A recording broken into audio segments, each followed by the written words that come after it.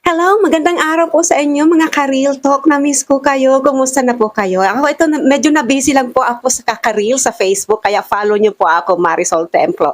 And today nga po, pag-uusapan natin ang tungkol sa 100 billion flood control scam issue na pinag-uusapan. At ito nga si Zaldico ay nagsalita na at sila ngayon ay nagkukontrahan. Ano po? Honestly, hindi ito typical na araw. Hindi rin ito typical na usapan kasi medyo, seryoso tayo. Kasi ngayon haharap po tayo sa isang issue na mabigat. Yes po, mabigat.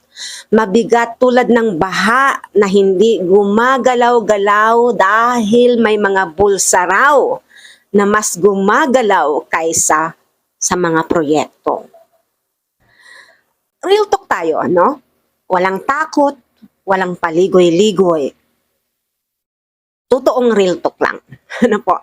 At kung hindi ka komportable sa katotohanan, sorry, pero kailangan mo tong marinig.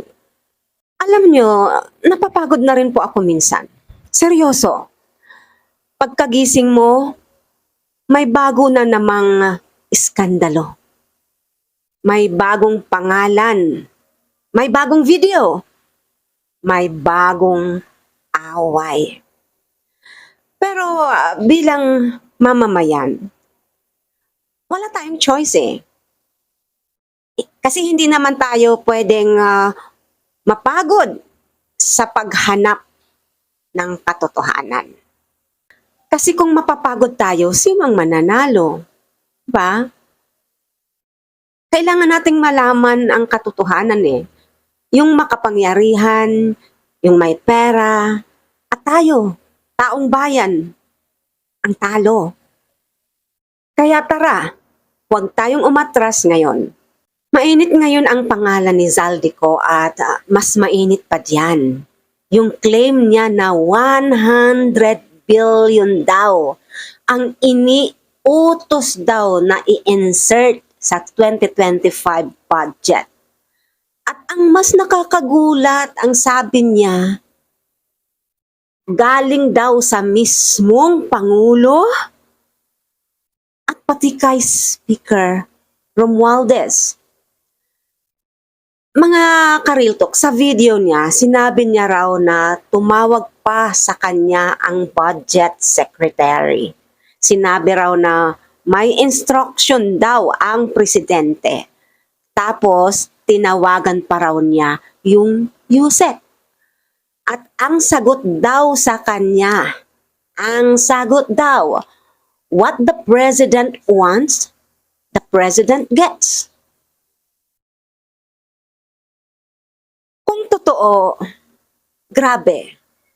Kung hindi totoo, mas grabe. Kasi, isipin niyo po ito, no? Ginagamit ang pangalan ng isang presidente para sa 100 bilyong galawan. This is not a small money. This is not petty corruption. 100 billion. 100 billion. This is a national level earthquake. Real talk Hindi tayo pwedeng tumalon agad sa konklusyon. Yes po, hindi tayo pwedeng basta-basta tumalon dyan. Hindi tayo pwedeng sumigaw agad ng guilty. Hindi rin tayo pwedeng sumisigaw agad ng fake news. Wala pang patunay eh. Hindi pa natin alam. Pero pwede tayong magtanong. At may karapatan po tayong magtanong. Yes po. Karapatan natin yan eh. Taong bayan tayo eh. Pera ng bayan niyang ginamit, 100 billion. Biruin nyo yun. Bakit ngayon lumalabas si Zaldico? Bakit ganito kabigat ang mga binibitawan niya? Bakit parang naghahabol, ano? Bakit parang may nagpapalitan ng bala? Well, something is fishy. Something is off. At isa pa, kung hearsay lang daw ito, bakit kinakabahan ang ibang tao, no? Kung walang basihan, bakit parang nagkakaroon ng panic sa ilang opisina. Bakit nagpapanik? Pa? Kung wala talagang bahid, bakit parang may nag-uunahan? Magpaliwanag, ano? Nag-uunahan, magpaliwanag. Alam niyo po, sa gobyerno, kapag walang tinatamaan, walang umiingay. Pero kapag may mga pangalan nagsisimulang lumutang, ayan na. At diyan nagkakagulo. Kaya hindi ko sinasabing totoo si Ko. Ano po, hindi ko rin sinasabing may ginawa si PBBM. Pero sinasabi ko, kapag 100 billion ang pinag-uusapan, dapat hindi natin pinapalampas yan. Dapat hindi natin minamadali. Dapat hindi natin binabalewala. Kung bakit ako naiinis dito, alam nyo, kasi habang nag-aaway ang malalaking tao, tayo ang nagdurusa. Tayo na taong bayan, tayo ang binabaha tayo ang nawawala ng bahay, tayo ang naghihintay sa tulong. Tayo ang lumalakad sa tubig hanggang tuhod. Ano po? Bang bahay. Dahil ito sa flood control scam, no? Tapos maririnig mo, may flood control project. Kuno? Ghost project? Kickback? Ay, nako talaga. Minsan gusto ko na lang sumigaw Paano nyo nakakaya ito? Paano? Pera ng bayan ang pinaglaruan. Pag-asa ng mga tao ang pinasok sa bulsa. Tapos ngayon, nagpapasahan ng sisi. Oh my goodness! Tayo ang nauubusan ng pasensya. Habang sila nauubusan ng alibay. Di po ba? Kanya-kanyang palusot, kanya-kanyang alibay, no? Kanya-kanyang paliwanag.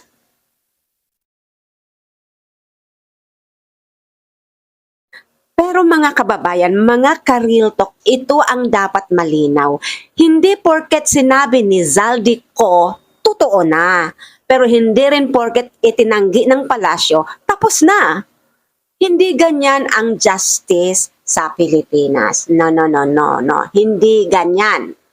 May due process. May investigasyon. Opo, may ombudsman, may Senate hearings. At saka may ICI report, di ba? So, ang hinihingi lang natin, dapat walang tinatago, walang dinidikdik na mahirap, at walang binubuhat na mayaman. Di po ba? Simple lang. Simple lang ang gusto ng taong bayan. Katotohanan.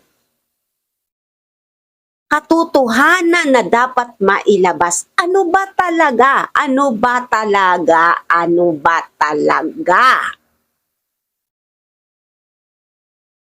Sabi nga po sa Luke 8 verse 17, "For nothing is hidden that will not be made manifest." Wala daw natatago na hindi lalabas. Alam niyo kung bakit calm ako sa gitna ng kaguluhan? Although naiinis, ano po?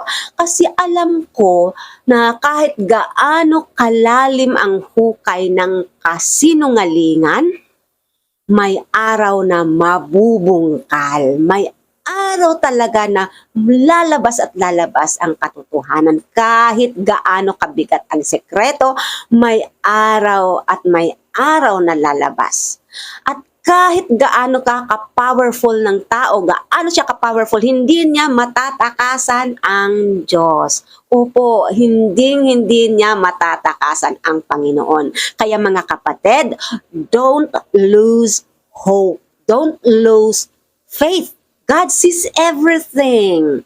God sees the truth. God knows. God sees everything. So, habang umiinit pa ang issue, let's stay awake. Gising po tayo. Manatiling gising. Let's stay educated. Let's stay loud, pero wise.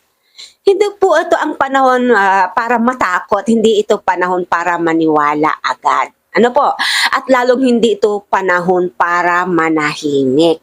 Ang daming nangyayari, 'di ba? Dapat nating malaman, dapat nating malaman. Pera ng bayan ang pinag-uusapan, buhay ng mga Pilipino ang nakataya dito, 'di ba?